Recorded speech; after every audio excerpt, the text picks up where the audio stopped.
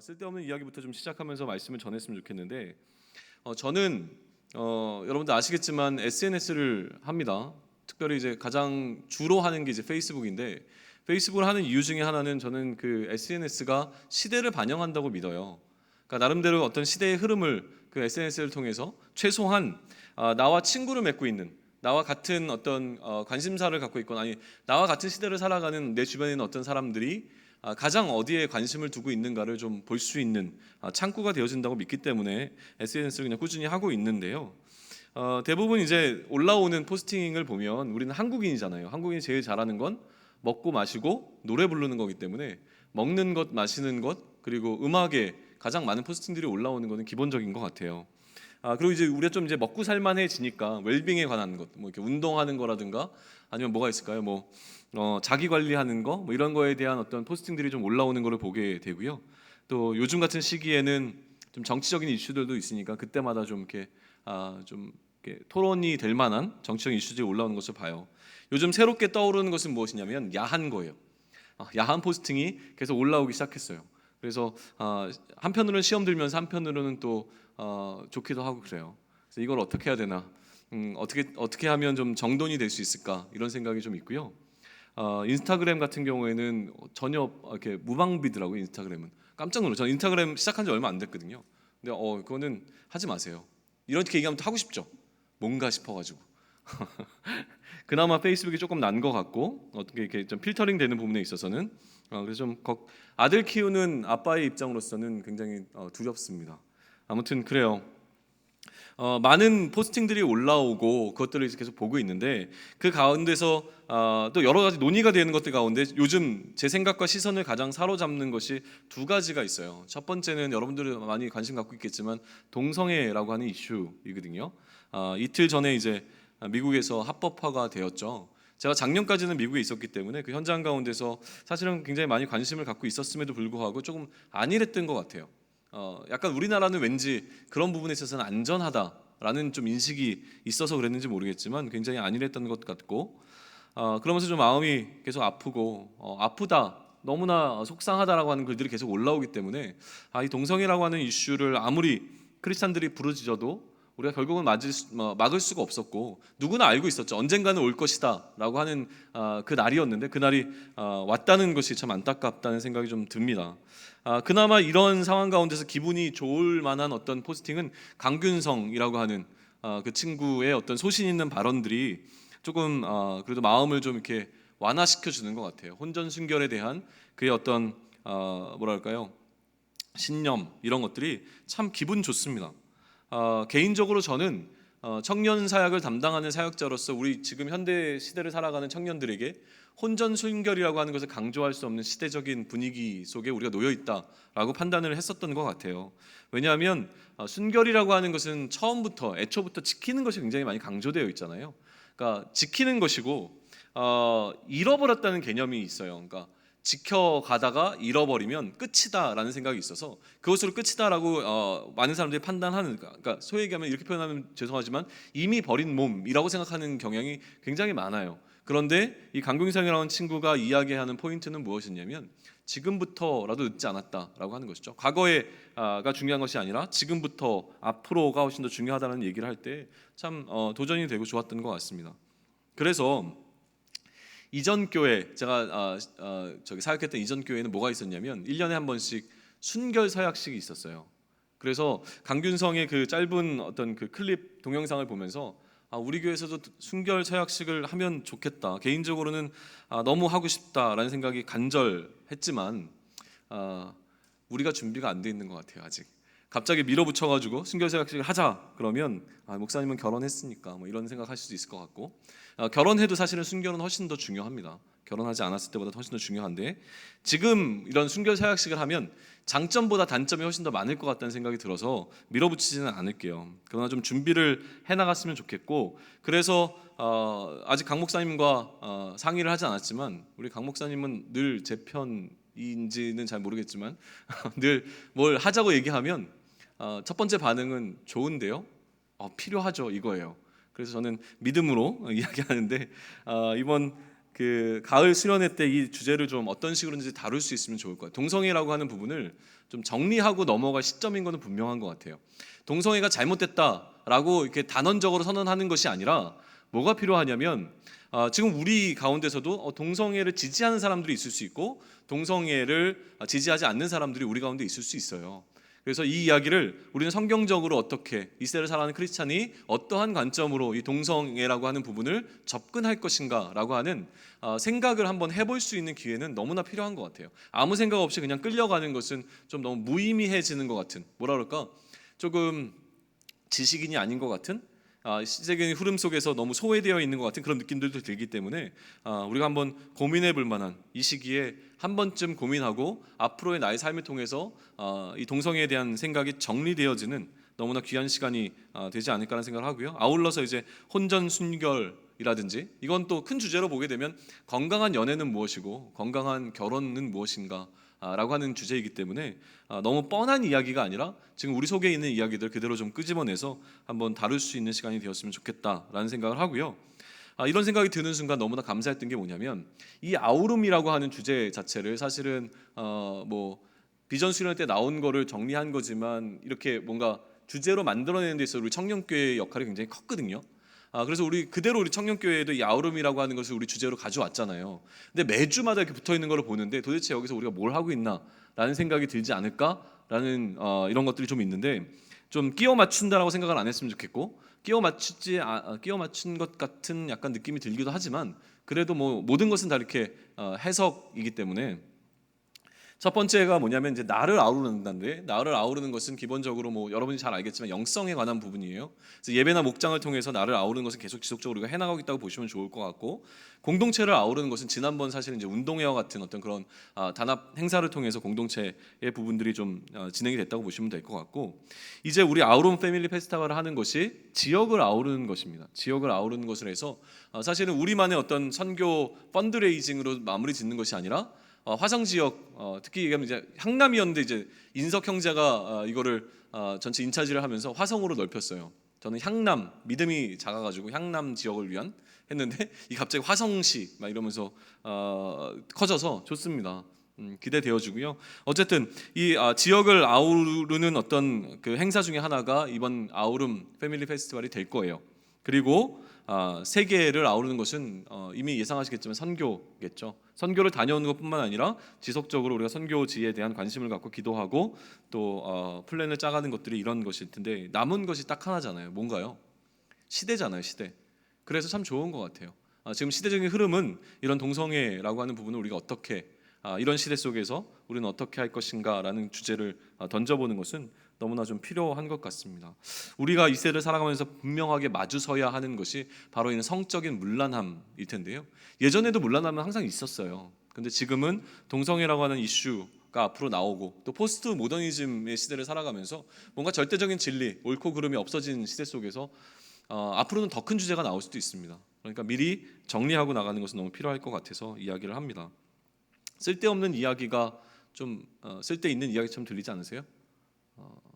네, 두 번째, SNS의 대화의 흐름을 유심히 읽고 있는 것 중에 하나가 무엇이냐면 표절이에요. 요즘 이제 표절이 좀 많이 이슈가 되고 있는 것 같은데, 특히나 이제 저희 신학교에 있는 모 교수님들이 이 표절 문제에 좀 걸리면서 더 관심이 가고 있는 부분인 것 같아요. 어떻게 이제 사실 이제 표절이냐 아니냐를 떠나서 어떻게 대응을 하느냐가 참 관심이에요. 이렇게 뭔가 공격을 받았을 때 어떻게 대응하느냐에 관심을 좀 두고 있는데, 아직까지는 조금 실망스럽습니다만 그래도 좀 지켜보고 있는 중입니다. 표절이라고 하는 것 여러분들이 얼마나 알고 있는지 모르겠지만 뭐 기본적으로 허락 없이 베끼는 것이죠. 남의 생각이나 남의 글이나 남의 것을 생각 없이, 아이디어나 이런 것들 생각 없이 가져 쓰는 것이 표절인데, 몰래 따다 쓰는 것을 표절이라고 한다면 사실 뭐 학위 과정을 좀 공부하신 분들은 기본적으로 우리나라에서 얼마나 이게 표절이 대학이나 대학원에서 강조가 되는지 잘 모르겠지만 강조가 될 거라고 저는 믿어요. 시대적으로도 그렇고, 예전에 한번 뭐가 있었죠? 황우석 박사 사건 뭐 이러면서 좀 이렇게 좀 뭐가 강화됐을 거라고 보는데, 아무튼 어쨌든 간에 뭔가 이게 표절 문제는 아니었지만 조금 우리나라도 기준이라든가 이런 것들이 엄격해지는 시기를 가져가게 되는 것 같고, 제가 처음 이제 석사 과정을 미국에서 시작하면서 첫 번째 들어야 했던 강의가 뭐냐면 표절하지 않는 법이었어요. 어떻게 하면 표절하지 않을 수 있는가에 대해서 정말 오랜 시간 동안 가르쳐 주는 것을 보고 좀 놀랐던 기억이 있습니다. 왜냐하면 제가 학부 다닐 때 뭐 그때는 이제 페이퍼라고 안 부르고 뭐라 그러죠? 리포트라고 불렀는데 리포트가 맞습니까? 레포트가 맞습니까? 어쨌든 레포트를 쓸 때 표절을 하지 않고선 전 레포트를 쓸 수가 없었거든요. 그런 그 정도의 학문적인 수준이었는데 이거를 뛰어넘어서서 이제 많은 것들을 나의 생각으로 정리해서 내야 되는 어떤 그 위치에 왔을 때 참 어려웠던 것 같아요. 표절을 좀 쉽게 접근하면서도 놀랍게 여러분들 한번 설명을 한번 드려보면 좋겠어요. 굉장히 놀라실 거예요. 물음표가 뭡니까? 물음표? 물음표. 물어보는 거잖아요. 놀랍지 않으세요? 마침표는 뭡니까? 문장을 마친다는 거잖아요. 따옴표는 뭡니까? 따온다는 거잖아요. 쉽지 않아요? 굉장히 놀라운 원리인데 다시 할까요? 물음표는 물어보는 거고 마침표는 마치는 거고 따옴표는 따오는 겁니다. 문장의 법과 원칙이 있는 거죠. 물음표를 찍는 것은 질문한다는 것이고 마침표를 찍는 것은 문장이 끝났다는 것이고 따옴표는 따왔다는 거잖아요. 이런 표현 이렇게 자주 보시죠. 이게 다 그러니까 따옴표의 표시예요. 따왔다. 기본적으로 이 따온 것에 따옴표라고 하는 그 따왔다는 표시를 해주면 사실은 이제 표절적인 문제는 해결이 되는 거죠. 이게 간단하게 이제 표절을 접근하는 방법인 것 같아요. 그런데 이제 문제는 이렇게 설교처럼 말을 하는 경우에는 어떻게 할 것이냐라고 하는 것이죠. 말할 때마다 그래서 이렇게 제스처를 할 수는 없잖아요. 글 쓸 때는 그런 게 필요하지만 그래서 때로는 이제 설교하는 사람이랑 강의하는 사람들이 얘기하죠. 어느 책에서 이런 기록들이 나왔다. 뭐 페이지 수까지 얘기하진 않지만 어느 책에서 또 어떤 학자가 이런 이야기를 했다. 그리고 뭐 이런 얘기를 하는 이유는 뭐냐면 이제 크레딧을 주는 거죠. 내 생각이 아니라 내가 다른 책에서 보고 아이디어를 얻었고 이것을 이렇게 전한다라는 것을 위해서 들어갑니다. 그런데 그럼에도 굉장히 어려운 부분이 있는 게 무엇이냐면 우리가 그렇게 명확하게 기억하고 있는 것들이 있지만 우리는 계속 정보를 수집하는 존재잖아요. 그러니까 무언가 인풋이 계속 들어옵니다. 계속 들어오는데 인풋으로 들어와서 머릿속 어딘가에 저장되어 있던 것이 아웃풋으로 나오게 될 때 이것이 내 생각인지 아니면 어디선가 보고 베껴서 나온 생각인지를 구분 못하는 경우들이 있다는 거죠. 지금 저도 계속 얘기를 하고 있지만 제가 계속 이렇게 따옴표를 치면서 얘기 안 하거든요. 그러면 이제 어떤 사람이 얘기하는 거죠. 목사님 그 설교 나 어디서 들은 것 같은데요? 얘기를 하면 그럴 수도 있겠죠. 근데 나는 아니라고 믿는 거죠. 그러면 이제 표절 시비가 붙게 되는 경우들을 좀 보게 된다라고 하는 거예요. 왜 이 표절 얘기를 쓸데없이 하는 것처럼 느껴지냐? 이 쓸데없는 얘기를 쓸데있게 만들어 봅시다. 뭐냐면 마가복음을 우리가 오늘 이제 다루고자 하는데 마가복음이 어떻게 보면 그 당시에 그 당시가 아니죠. 한 몇 년 전, 수십 년 전만 하더라도 학자들 사이에서 표절 시비가 좀 있었던 책이었어요. 당시 이제 표절이라는 말을 접근하는 것은 문제가 좀 어폐가 좀 있지만 마가복음은요 좀 약간 천대받았던 복음서 중에 하나였어요. 복음서가 4개나 있잖아요. 4개 중에서 많은 사람들이 마가복음을 약간 좀 뭐라 그럴까요? 따시킨다 그러나요? 좀 별로 중요하지 않은 복음서야라고 여겼던 시절이 있었어요. 그때 많은 사람들이 얘기했던 게 무엇이냐면 마가복음은 마태복음의 요약판이다. 그러니까 마태복음만 있으면 된다. 굳이 마가복음 뭐 이 정도까지 어차피 내용 마태복음에 다 나와 있는데 이런 뉘앙스로 마가복음의 연구가 활발하지 않았던 것이죠. 그런데 최근에는요 많은 학자들이 거의 대부분 다 동의합니다. 마가복음의 우선이라고 얘기하는데 마가복음이 가장 먼저 쓰여진 복음서라고 하는 것에 많은 사람들이 지금 대부분 다 동의하고 있어요. 자, 마가복음이 가장 먼저 쓰여진 복음서가 왜 중요하냐면 마가복음 순서상 마가복음이 먼저 쓰여지고 그 다음에 마태복음이 쓰여졌다면 마가복음과 마태복음에서 중복되는 부분이 있으면 누가 누구 걸 참조한 겁니까? 마태가 마가를 참조한 것이죠. 왜냐하면 마가복음이 먼저 쓰여졌고 마태복음이 후에 쓰여졌는데 마가복음에 있는 내용이 그대로 마태복음에서 등장한다면 반드시 마태가 마가를 참조했을 것이다 라고 하는 것은 너무나 명백한 거예요. 누가도 마찬가지로 그렇고요. 그렇기 때문에 우리는 마가를 이제 어떻게 이해할 수 있냐면 마가는 마태복음과 특히 누가복음이라고 하는 공간 복음서 같은 관점으로 쓰여진 복음서의 어떤 뼈대가 되는 책이다라고 이해하시면 참 좋을 것 같아요. 이 뼈대에 기본적인 뼈대에 마태는 자신만의 색깔을 입혔고 또 누가는 자신만의 또 그 뼈대에다가 살을 붙여서 그들의 복음서를 기록해 냈다고 하는 것이죠.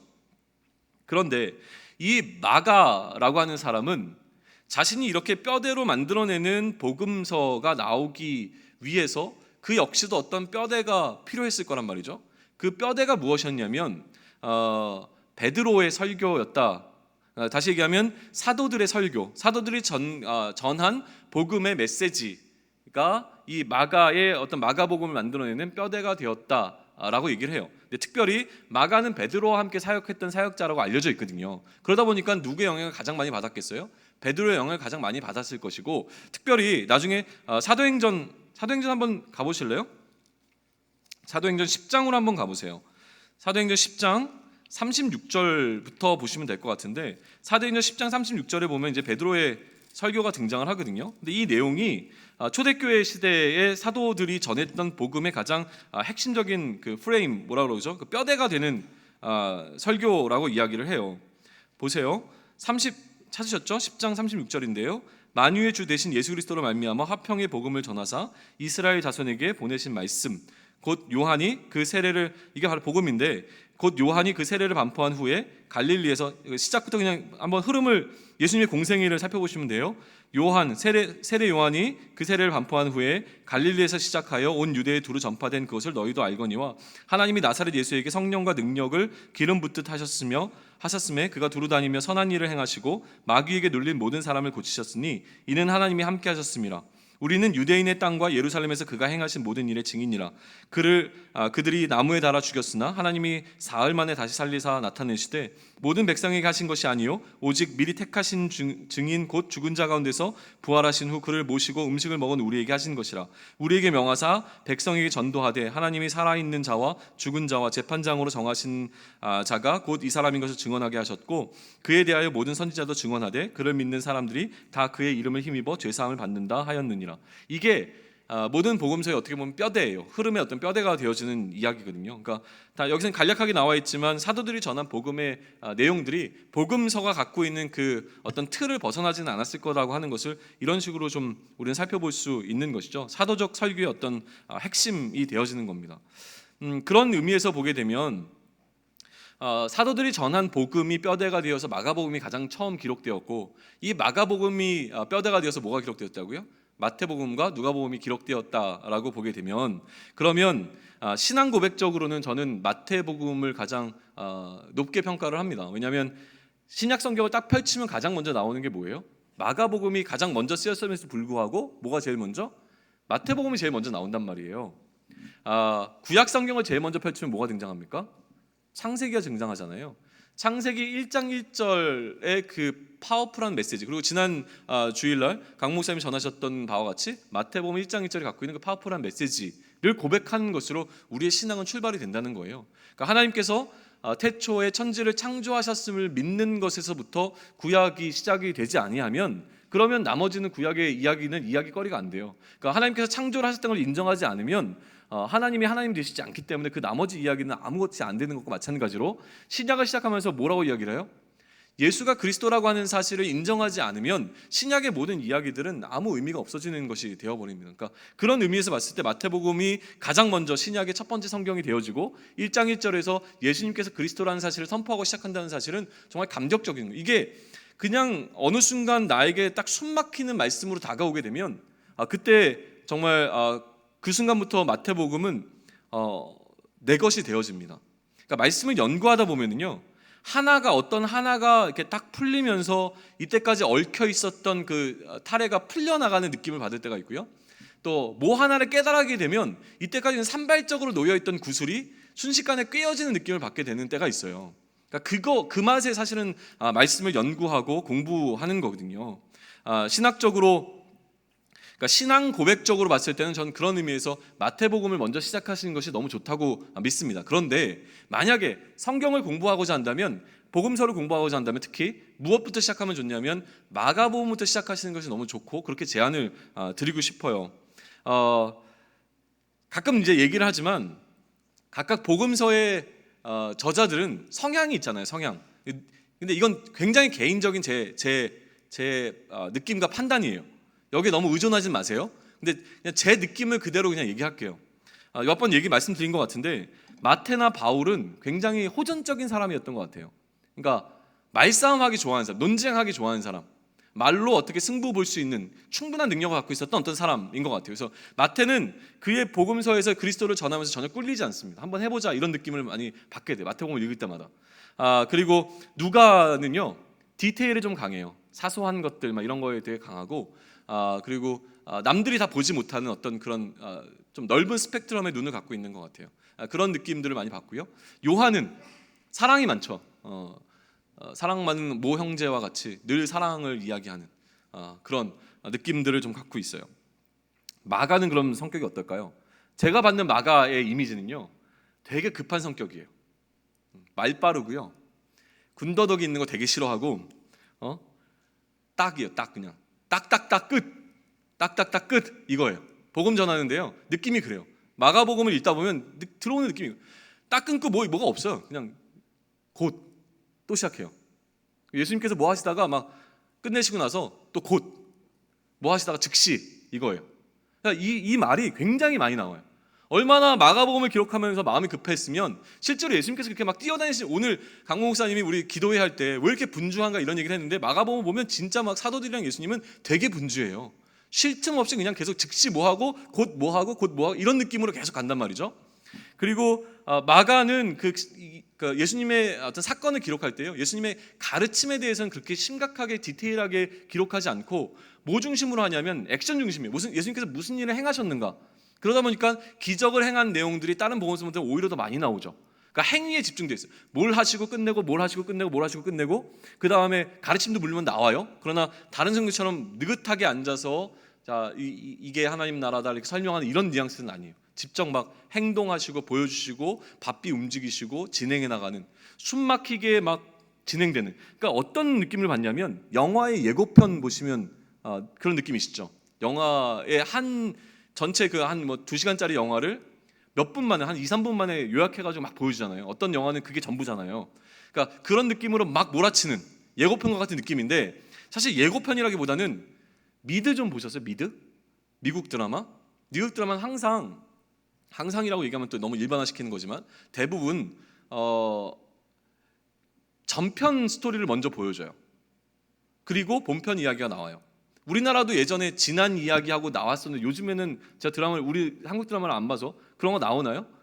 잘 안 나오지 않나요? 대하 드라마는 나올까? 어쨌든 예전에는 그래도 지난 이야기하고서 좀 나오고 그다음에 이제 뭐 횟수 뭐 56회 그러고 이제 또 본 그 드라마 나오고 있었는데 어쨌든 간에 지난 이야기를 편집하는 것 같은 그런 느낌으로 편집이 된다는 거예요. 예수님의 그 공생의 사역을 그렇게 짧은 시간 그리고 분량도 다른 복음서에 비해서 가장 짧아요. 그래서 마가복음은요, 특별히 마가복음은 한 호흡으로 읽고 끝낼 수 있는 복음서예요. 한 호흡이라는 것은 무엇이냐면 딱 1장 1절부터 시작해서 16장 끝까지 읽어나가는데 그렇게 시간이 오래 걸리지 않고요, 지루하지 않아요. 그러니까 한번 시도해 보세요. 오늘 당장 시도해 보시면 참 좋을 것 같아요. 나중에 하지 이러지 말고 오늘 밤에 자기 전에 제 생각에는 빨리 읽는, 그러니까 내용을 생각하지 않고 그냥 한번 읽어본다고 생각하고 빨리 읽는 사람이라면 한 20분 안에 다 읽을 수 있을 것 같기도 하고 20분이 좀 너무 과장됐으면 30분 정도, 천천히 읽는 사람도 40분 정도면 돼요. 그러니까 1시간도 안 들여서 마가복음이라는 책 한 권을 읽을 수 있다는 건 어마어마하죠. 우리가 인생 살면서 책 몇 권씩 읽으셨어요? 죄송합니다. 많이들 읽으시죠? 저는 잘 많이 안 읽어서 책 한 권을 읽는 느낌이에요. 책 한 권을 끝낼 수 있는 거기 때문에 꼭 한번 읽어보세요. 그리고 66권 중에 그러면 한 권은 끝낸 거잖아요. 무려 한 권을 끝내신 겁니다. 꼭 읽어보시면 좋겠고 그런 느낌을 한번 읽어보세요. 어제 우리 선교팀 모임 하면서 그 인생 그래프 그려봤거든요. 인생 그래프 이름이 인생 그래프 맞나요? 네, 인생 그래프 그렸는데 그려들 보셨어요? 자기 인생에 대한 그래프 굴곡을 나타내서 그리고 설명하는 거 이거 하는 거 많이들 아실 것 같은데 인생 그래프를 그려놓고 자신의 인생을 설명하잖아요. 종이 한 장에 그려놓고 어떤 부분은 어떻게 합니까? 빨리 지나가고 어떤 부분은 좀 멈춰서서 설명하고 지나가고 하게 되잖아요. 그러면 내 인생에서 내 인생을 내가 설명하면서 잠깐 멈춰 있는 부분은 어떤 부분이에요? 사소한 이야기일까요? 아니면 중요한 이야기일까요? 중요한 이야기. 네, 사소한 이야기일까요? 중요한 이야기일까요? 그렇죠, 중요한 이야기잖아요. 그래서 마가복음을 읽으실 때 호흡이 굉장히 빨라요. 처음에 마가가 막 달려갑니다. 아까 얘기한 것처럼 딱딱딱 끝 다음 이야기, 딱딱딱 끝 다음 이야기 이렇게 나가요. 가다가 갑자기 호흡이 딱 멈춰서서 그때부터 길게 나가는 장면이 등장을 해요. 그 장면을 찾아보세요. 숙제예요. 그 장면이 등장하게 되면 거기에 마가가 강조하는 포인트가 당연히 있을 수밖에 없잖아요. 그죠? 그러니까 그렇게 마가복음을 보시면 굉장히 좀 도움이 되시고 재미있을 거예요. 그리고 또 하나 이제 소개하고 싶은 것은 무엇이냐면 복음서의 목적이 뭔가요? 복음서의 목적. 예수님이 누구신가에 대한 이야기를 하는 거잖아요. 복음이 무엇인가? 예수님이 누구이신가? 이거를 설명하는 게 복음서라고 보는데 마가복음에 특히 우리의 마음을 불편하게 하는 몇 장면들이 분명히 나와서 이거에 의문점을 갖고 있는 사람들이 있을 거라고 믿고 저는 미리 좀 설명을 드리는데요. 예수님이 자꾸 뭔가 마태복음의 느낌은 뭐였냐면 계속 예수님이 어떻게 구약에서 이야기했던 그 메시아가 맞는지를 증명하는 방식으로 복음서를 설명해 나가잖아요. 근데 마가는요 그렇게 설명해 나가다가 예수님께서 자꾸 이렇게 말씀을 하시는 게 뭐냐면 조용히 해, 이거 비밀이야, 알리지 마, 절대로 얘기하면 안 된다. 그런데 이제 소문은 퍼지죠. 근데 자꾸 1장만 한번 보실래요? 1장 마가복음 1장 종이 성경도 갖고 다니시죠? 약속을 지켜줘서 고맙습니다. 아니신 분들도 사랑합니다. 1장 25절 한번 보시죠. 예수께서 꾸짖어 이르시되 잠잠하고 그 사람에게서 나오라. 잠잠하라가 왜 나왔냐면 그 앞에 귀신이 막 얘기하면서 당신은 하나님의 거룩한 자입니다 이런 얘기하니까 잠잠하고 나와, 일단 나와 이거예요. 시끄러, 일단 나와, 이런 느낌이거든요. 34절 한번 가보실래요? 34절 똑같이 예수님께서 각종 병든 많은 사람을 고치시며 많은 귀신을 내어 쫓으시되 귀신이 자기를 알므로 그 말하는 것을 허락하지 아니하시니라. 조용히 해, 너 말하면 죽어, 뭐 이거예요. 귀신들은 알잖아요 예수님이 누구신지. 귀신들만 이랬느냐? 사람들한테도 그렇게 하셨어요. 44절 넘어가시죠. 이르시되 삼가 아무에게 아무 말도 하지 말고 가서 내 몸을 제사장에게 보이고 내가 깨끗하게 되었으니 모세가 명한 것을 드려 그들에게 입장하라 하셨더라. 45절 보세요. 그러나 그 사람이 나가서 어떻게 했습니까? 이 일을 많이 전파하여 널리 퍼지게 되었어요. 예수님께서 하셨던 거는 아무에게도 얘기하지 않고 조용하게 이 일 좀 처리했으면 좋겠다. 내가 너를 치유했지만 이건 조용하게 좀 처리해 라고 하시면서 뭔가 자신이 누군가에 대한 것을 감추려고 하시는 모습이 마가복음에서 굉장히 많이 등장을 해요. 이거를 신학적인 용어로는 이제 메시아닉 시크릿이라고 얘기하거든요. 그러니까 메시아 어떻게 번역하는지 잘 모르겠어요. 어쨌든 메시아닉 시크릿이라고 그러니까 숨기는 건데 자신이 메시아인 것을 숨기는 방식으로 뭔가를 했다는 것인데 이것에 대한 해석이 굉장히 어렵습니다. 굉장히 많은 토론들이 있고요. 그런데 이 토론에 대해서 얘기하는 것이 별로 의미가 없을 것 같고 그냥 제가 정리해서 제가 그냥 이해한 뭐 맞든 틀리든 제 스스로 그냥 정리하고 제 나름대로 받아들이는 거에 대한 걸로만 이야기하고 넘어갈게요. 9장 9절에서 13절로 한번 넘어가 보실래요? 예수님께서 왜 자신이 누구인지를 그렇게 자꾸 감추시려고 하셨는가에 대한 어떤 클루가 좀 나오는 부분이라고 생각을 해요. 9장 9절부터 13절까지인데요. 좀 보세요. 그들이 산에서 내려올 때에 예수께서 경고하시되 인자가 죽은 자 가운데서 살아날 때까지는 무엇을 본 것을 아무에게도 이르지 말라 하시니 그들이 이 말씀을 마음에 두며 서로 문의하되 죽은 자 가운데서 살아나는 것이 무엇일까 하고 이에 예수께 묻자와 이르되 어찌하여 서기관들이 엘리야가 먼저 와야 하리라 하나이까 이르시되 엘리야가 과연 먼저 와서 모든 것을 회복하거니와 어찌 인자에 대하여 기록하기를 많은 고난을 받고 멸시를 당하리라 하였느냐. 그러나 내가 너희에게 이르노니 엘리야가 왔을 때 기록된 바와 같이 사람들이 함부로 대우하였느니라 하시니라. 뒤에 것보다 9절이 중요한데요. 인자가 죽은 자 가운데서 살아날 때까지가 중요한 것 같아요. 본 것을 아무에게도 이르지 말아야 하는 그 기간이 있는데요. 언제까지 감춰야 됩니까? 네, 다시 살아나실 때, 부활하실 때까지 침묵하라고 하는 경고로 보여진다라고 하는 것이죠. 그러면 왜 부활하시는 이후에는 가능하지만 부활하시기 전까지는 이것을 감춰야 했을까라는 생각들이 좀 등장을 한다는 것이죠. 기본적으로는요, 오해의 소지를 좀 없애버리는 것이 아니었을까라고 좀 판단을 해요. 오해는 왜 일어나죠? 대부분의 오해는요 제대로 알지 못하기 때문에 일어나는 것이 오해입니다. 제대로 이해하면 오해가 아니라 이해가 되어야 되는 것이잖아요. 오해가 일어난다는 것은 어떤 제대로 알지 못하는 것인데 이 오해가 또 일어나게 되면 제대로 알지 못하여서 오해가 일어나면 이 오해 때문에 뭐가 생깁니까? 갈등이 생겨나잖아요. 오해는 갈등을 일으키고 이 갈등을 넘어서게 되면 이해가 되어지지만 이 갈등을 넘어서지 못하면 결국은 오해는 오해로 끝나는 것이죠. 그래서 저의 관점은 그래요. 기본적으로는요 제대로 알면 된다라고 하는 거예요.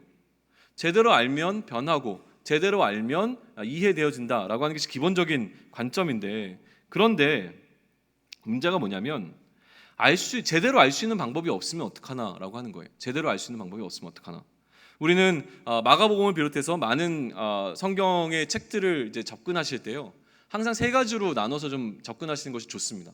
첫 번째는 예수님께서 지금 무엇인가를 이야기하실 때 이 성경 속에 등장하고 있는 그 이야기를 듣는 대상자가 누군가를 판단을 하세요.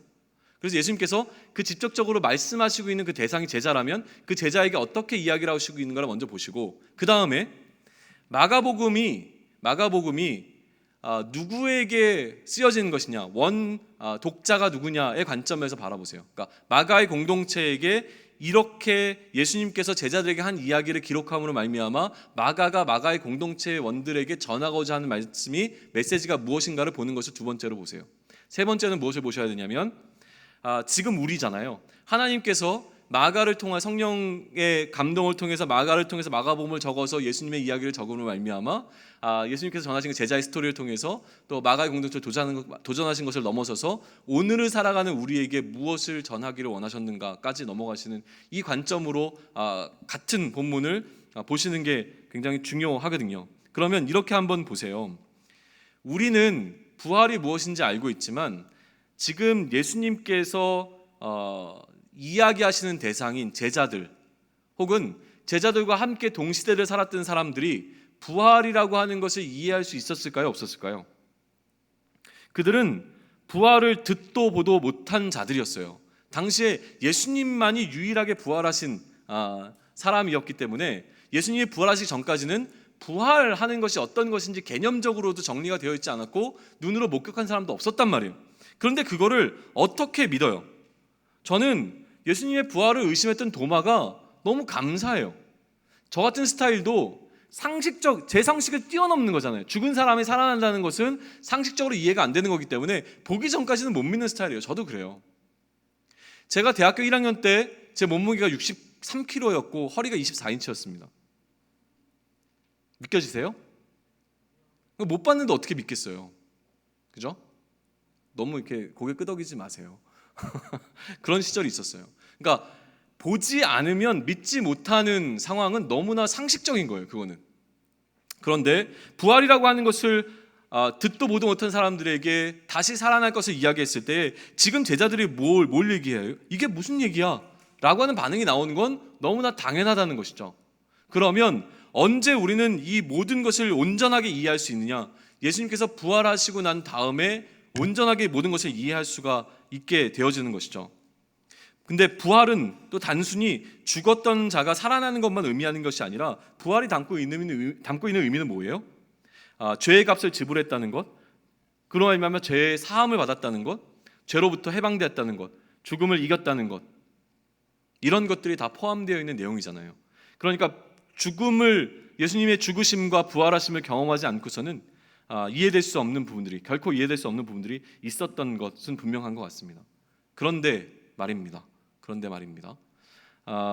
이거는 등장인물들의 관점에서 본 거잖아요. 등장인물들의 관점에서 마가의 공동체의 독자들은 어땠을까요? 이 사람들은 부활이 무엇인지 알고 있었던 자들일까요? 모르는 자들일까요? 저는 알고 있었던 자들이라고 생각을 합니다. 왜냐하면 당시에 나중에 바울의 서신을 봐도 그렇고 그 당시에 부활을 직접 목도한 사람들이 살아 있었고 그 부활을 직접 목격한 사람들에게 이야기를 들은 사람들이 살고 있었던 시대였기 때문에 부활은 더 이상 믿지 못할 어떤 사건이 아니라 부활하셨다는 것은 이제 상식이 되어진 시대를 살아가는 사람들이었던 거예요. 부활을 믿지 않는 것이 오히려 비상식이 되어지는 어떤 그 상황 가운데 살아가고 있었던 시대가 된 것이죠. 그러면 지금 부활을 이해하고 있는 독자들이 마가복음을 대했을 때에 어떤 마음이 들까요? 부활을 이해하지 못하고 수근거리면서 이게 뭔 얘기야 이런 얘기도 하고 있는 제자들의 모습을 보면 갑갑함이 들지 않았을까요? 그런 생각이 드는 거예요. 저는 오히려 마가의 독자들에게 이러한 갑갑함과 답답함을 전해주는 방식으로 그의 복음서를 전하고 있다고 생각을 합니다. 무언가 불편함, 우리는 알고 있는데 왜 제자들은 이렇게밖에 하지 못하지? 라고 하는 것을 보여주는 방식으로 그의 복음서를 쓰고 있다라고 저는 믿어요. 굉장히 답답함을 느껴야 돼요. 얘네들은 도대체 왜 이래? 제자라는 애들이 왜 이래?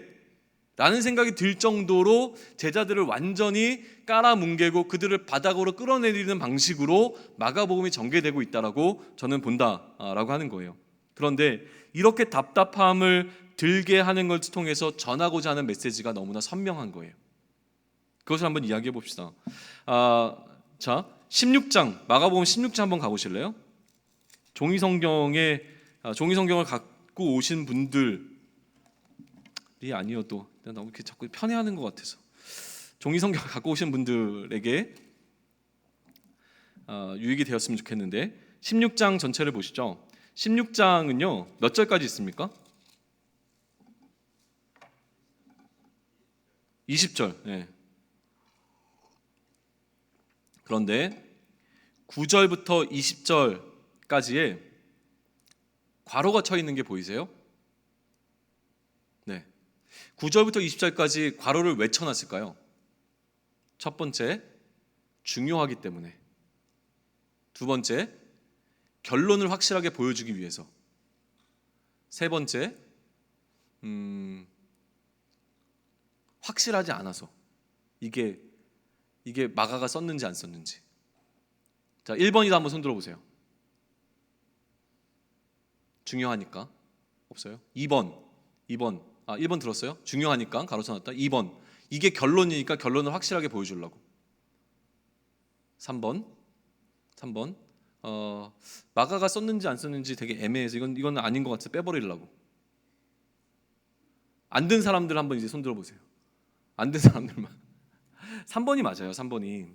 왜냐하면 이 괄호가 쳐 있는 성경에서 나오는 이 괄호가 쳐 있는 대부분의 부분들은요, 성경의 원본이 사실은 지금 다 이제 사라진 상황이고 사본들만 존재하기 때문에 사본 비평학이라는 게 있어요. 사본들을 이렇게 비교해서 연구를 하면서 원본이 이랬겠구나라고 하는 것을 연구하는 그런 학문이 따로 있어요. 그래서 성경의 원본을 찾아가는데 누가 보더라도 이 9절부터 20절까지의 내용은 원본에 포함되지 않은 내용일 것 같다라고 하는 그 주된 내용이고, 요즘에는 사실은 이제 최근의 학자들은 대부분 다 8절에서 그냥 엔딩을 합니다. 이걸 그래서 어떻게 얘기하냐면 숏 엔딩이라고 해서, 그러니까 빨리 끝나는 엔딩을 가지면 8절이 마가복음의 엔딩이에요.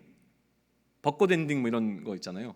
엔딩 8절이 엔딩이고 20절은 뭐냐면 긴 엔딩이에요. 길게 마가복음을 마무리 지으면 20절까지 가는 거예요. 그런데 내용을 한번 보실래요? 무슨 차이가 있는지. 8절에서 끝나게 되면 내용을 8절 한번 읽어볼까요? 시작. 여자들이 몹시 놀라 떨며 나와 무덤에서 도망하고 무서워하여 아무에게도 말하지 못하더라. 느낌이 어때요? 해피엔딩입니까? 약간 새드하잖아요. 새드한 실패한 스토리로 마감이 딱 되어버린 느낌이잖아요. 그죠? 20절로 한번 넘어갈까요? 20절 한번 같이 있습니다. 시작. 제자들이 나가 두루 전파할세 주께서 함께 역사하사 그 따르는 표적으로 말씀을 확실히 증언하시니라. 느낌이 어때요? 해피엔딩처럼 보이지 않아요? 그 안에 들어있는 내용 자체도요, 무엇이냐면 막 이렇게 예수님이 다시 부활하시고 나타나서 뭐 하시고 이런 얘기, 승리하신 이야기로 담겨져 있어요.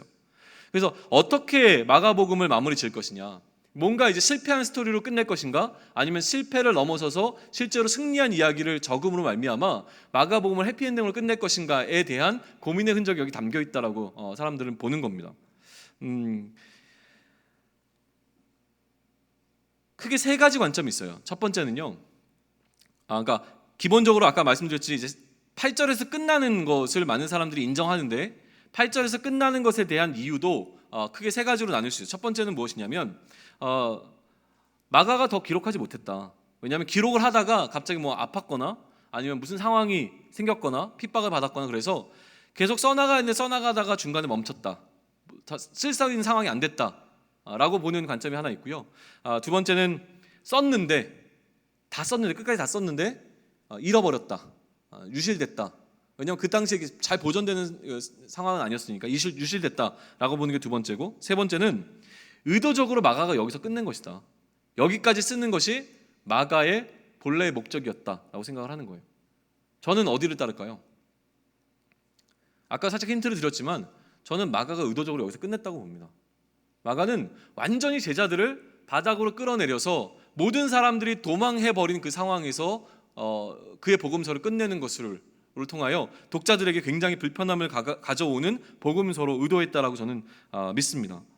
위인전 같은 거 읽으면요 대부분 다 좀 과장되어 있잖아요. 여러분이 여러분의 삶을 전기를 쓴다 그러면 뭐 안 좋은 이야기도 쓰겠지만 대부분 좋은 이야기를 쓰면서 약간 더 과장해 나가지 않겠어요?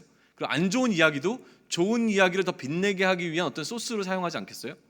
그런 식이라고 하는 것이죠. 그러면 마가복음의 이 제자들의 실패한 스토리에서 두 가지를 우리는 얻을 수 있는 첫 번째는 무엇이냐면 성경이다. 성경 말씀 진짜다. 이런 것들을 얻어낼 수 있다고 주장하는 사람도 있어요. 왜냐하면 만약에 제자들이 자신들의 실패한, 이게 사람의 이야기라면 자신들의 실패한 이야기를 이렇게 적지 않았을 거라는 것이죠. 오히려 제자들은 자신들의 실패한 이야기를 그대로 적음으로 말미암아 누구를 높이고 있냐면 예수님을 높이는 방식으로 그대로 있는 그대로 복음서를 적어 나가기 때문에 이것이 사실이 아니면 이렇게 적을 수 없다, 이런 얘기들이 좀 있어요. 그러니까 약간 논지를 벗어났기 때문에 다시 그냥 돌아옵니다. 그냥 한번 생각을 해보세요. 우리의 이야기를 적는데 여러분에 대한 이야기를 제가 적는다고 한번 생각을 해보세요. 제가 적었어요. 예수양남 청년교회의 2015년의 모습. 사람들은 예배 시간에 별로 관심이 없는 것 같다. 선교를 나가는 것도 별로 좋아하지 않는 것 같다. 수없이 선교를 가자고 얘기했는데 완전 무시한다. 많은 사람들이 앉아있지만 찔린 사람 많이 찔려도 괜찮아요. 많은 사람들이 앉아있지만 서로 안 친한 것 같다. 사귀다가 헤어져서 교회를 떠난다. 이런 안 좋은 이야기만 다 적었어요. 여러분들 느낌이 어때요? 목사님 도대체 뭐야? 목사라는 사람이, 우리 공동체의 목사라는 사람이 우리 공동체에 이런 식으로 얘기해도 돼? 이런 마음이 확 들지 않겠어요? 그런데 지금 제자들은 그렇게 자신들의 이야기를 써내려가고 있다는 거예요. 왜 그랬을까라는 생각을 해볼 수 있죠. 거기에 대한 저는 가장 합당한 답변으로 제가 받아들인 것은 무엇이냐면요, 지금 현재 사도들은 실패한 모습으로 있지 않았어요. 당시의 사도들은요, 과거에 이러한 실패한 모습을 갖고 있었지만 과거에 막 좌충우돌? 뭐라 그러죠? 우왕좌왕하는 모습을 보였지만, 그러나 지금 현재는 어떻게 하고 있어요? 복음 들고 땅끝까지 나아가 순교까지 하는 모습으로 사도들은 너무나 탁월한 수준의 영적인 수준에 놓여있는 자들로만 보여지고 있는 상황이었다는 것이죠. 그런 상황 가운데 지금 마가는 그들의 과거의 모습을 그대로 보여줌으로 말미암아 우리로 하여금 쟤들도 저랬으니까 안도해라, 이 얘기가 하는 것이 아니라 무엇을 보여주는 겁니까? 더 강력한 해결해야 될 문제가 무엇인가를 선명하게 보여주시고, 그거를 통해서 어떻게 우리가 우리의 방향성을 잡아나갈 수 있을까에 대한 것을 어떤 방향성을 제시해주는 방법으로 그의 복음서를 했다는, 그러니까 다시 얘기하면 극복하고 넘어선 스토리가 우리에게 도전이 된다는 거예요.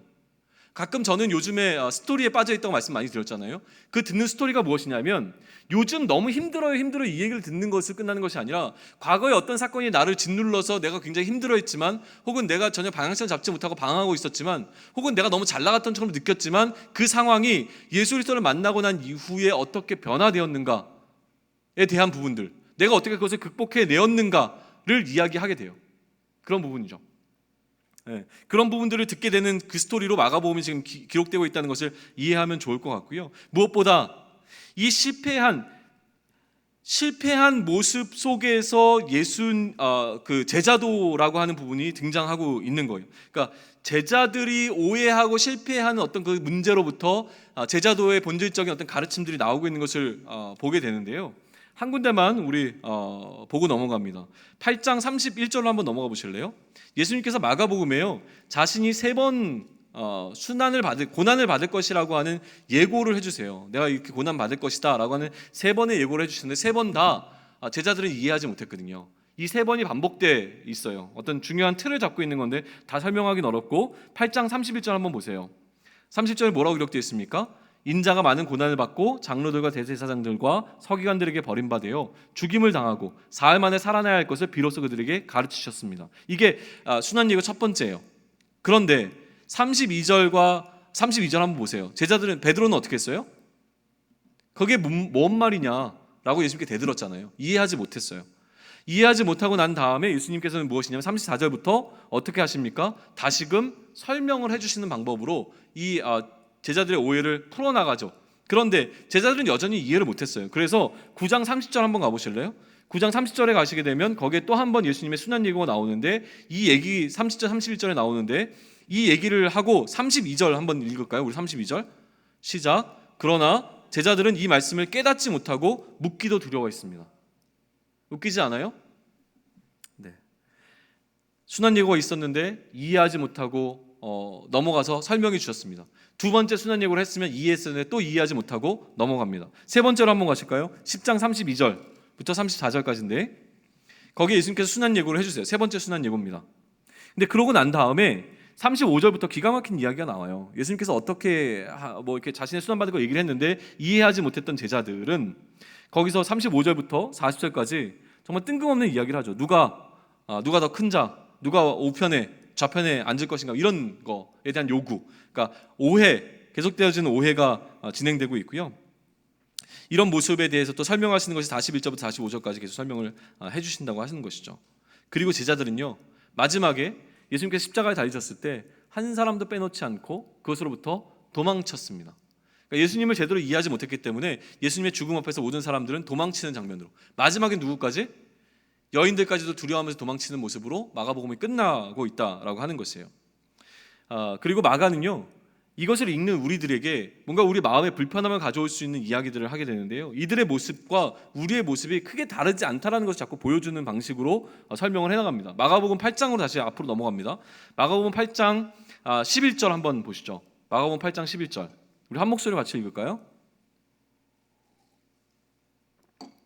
시작. 바리새인들이 나와서 예수를 힐난하며 그를 시험하여 하늘로부터 오는 표적을 구하거늘.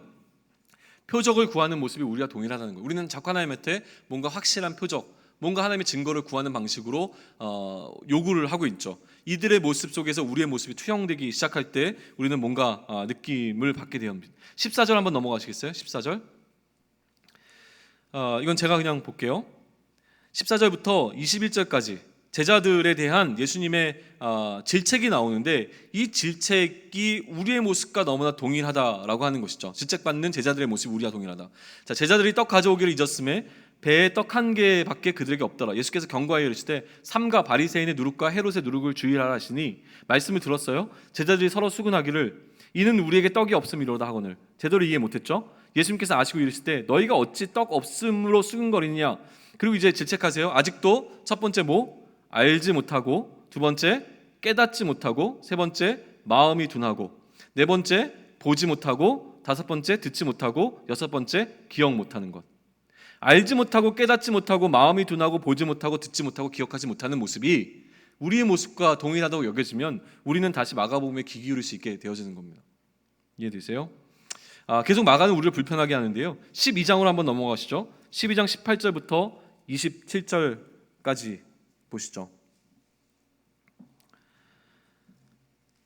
무슨 얘기가 나오는지, 부활 논쟁에 관한 이야기가 쭉 나와요. 이렇게 나오면서 여러 가지 이야기들이 나오는데 24절에서 예수님께서 하신 그 답변의 이야기 속에서 하나를 우리가 좀 캐치하면 좋겠습니다.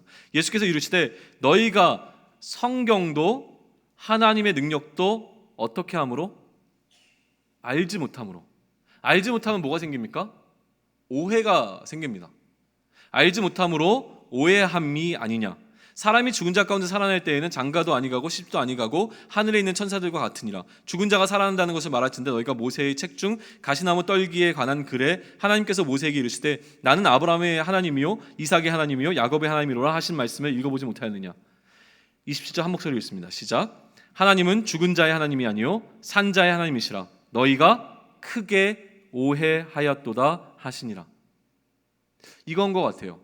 마가복음이 독자들에게 주고자 하는 메시지, 또 마가복음이 오늘을 살아가는 우리에게 주고자 하는 가장 핵심적인 메시지는 우리가 오해하고 있는 것이 있다라고 하는 것이 아닐까라는 생각을 합니다. 마가복음을 읽으면서 굉장히 마음이 불편합니다.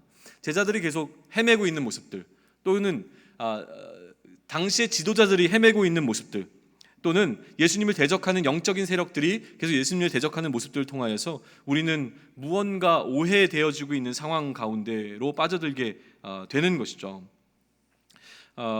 예수님께서 말씀하시는 것이 있는데 이 말씀하시는 것과 내가 생각하는 것과 충돌이 일어나는 그 상황이 오해되어지는 상황입니다. 어떤 것들이 있는지 생각해 보면 좋을 것 같아요. 교회에 관해서 우리는 어떠한 생각을 갖고 있습니까? 내가 교회에 갖고 있는 그 생각과 예수님께서 교회를 바라보시는 그 생각이 같은 생각입니까? 아니면 충돌되는 오해한 생각일까요? 선교에 대해서 우리는 어떠한 생각을 갖고 있습니까? 선교의 시즌인데요, 예수님께서 생각하시는 선교와 우리가 생각하는 선교가 동떨어져 있는 것이라면 예수님께서는 우리에게 이 얘기를 하시지 않겠냐고 하는 거예요. 너희가 크게 오해하였다 라는 얘기를 하실 거라고 하는 것이죠.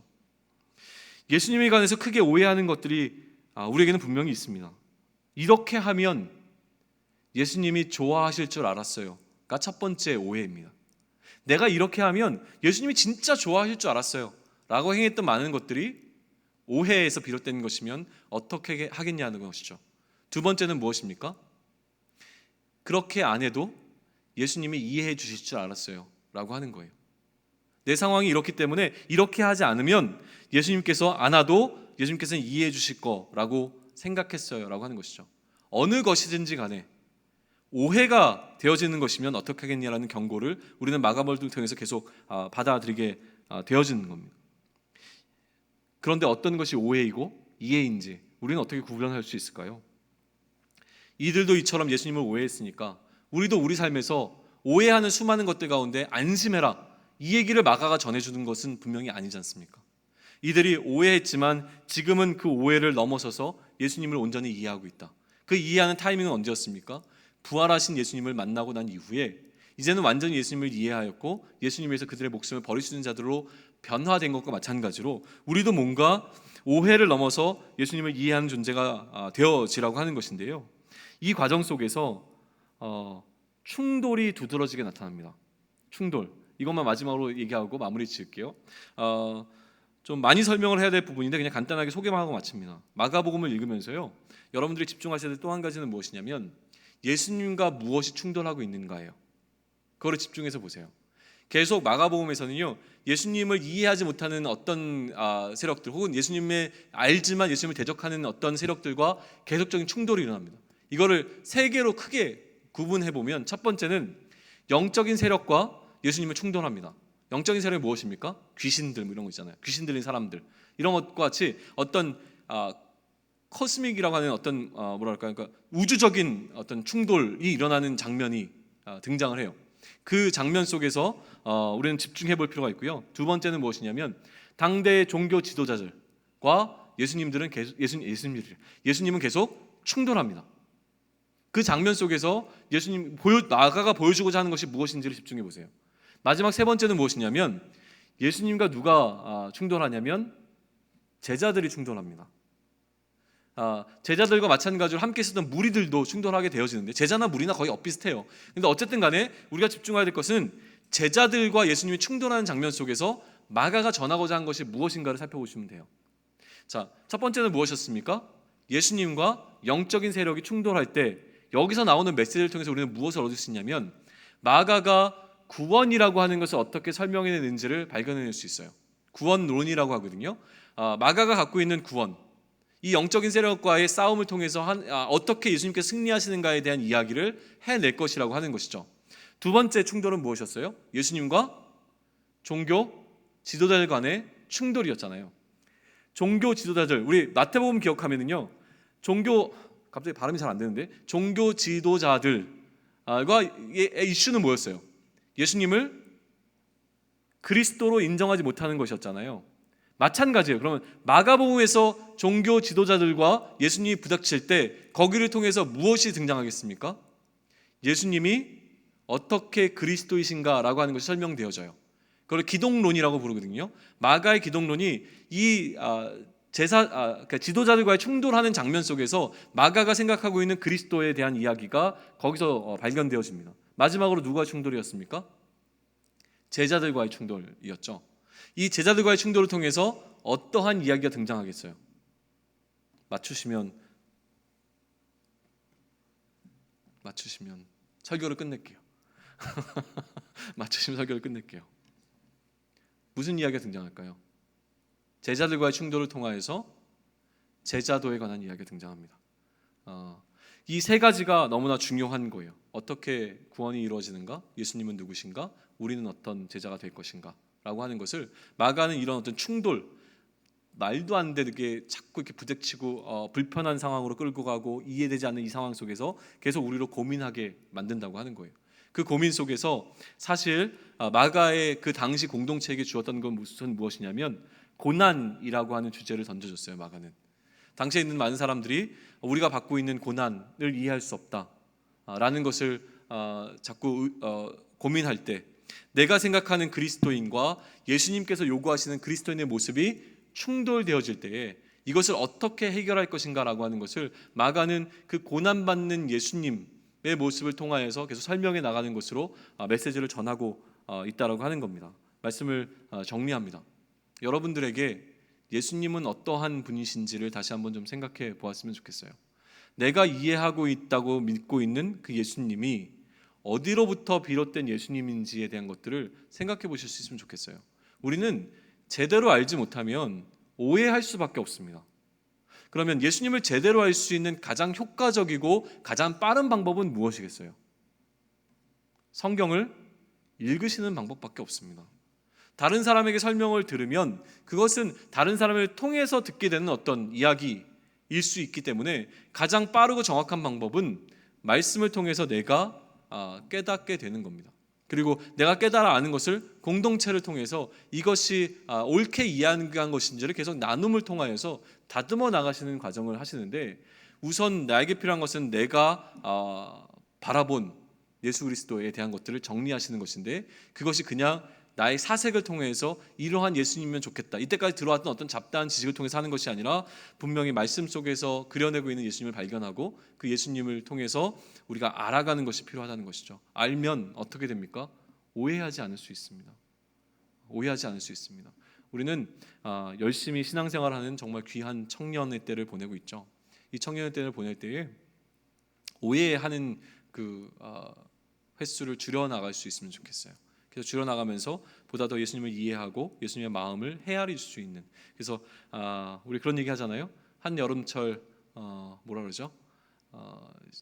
가슴을 시원케 하는 어떤 냉수와 같은 어떤 그런 느낌으로 추수철에 마시는 어떤 그런 얼음 냉수와 같이 좀 하나님의 마음을 시원케 해드리고 근심 걱정을 없애드리는 청년들이 되었으면 좋겠습니다.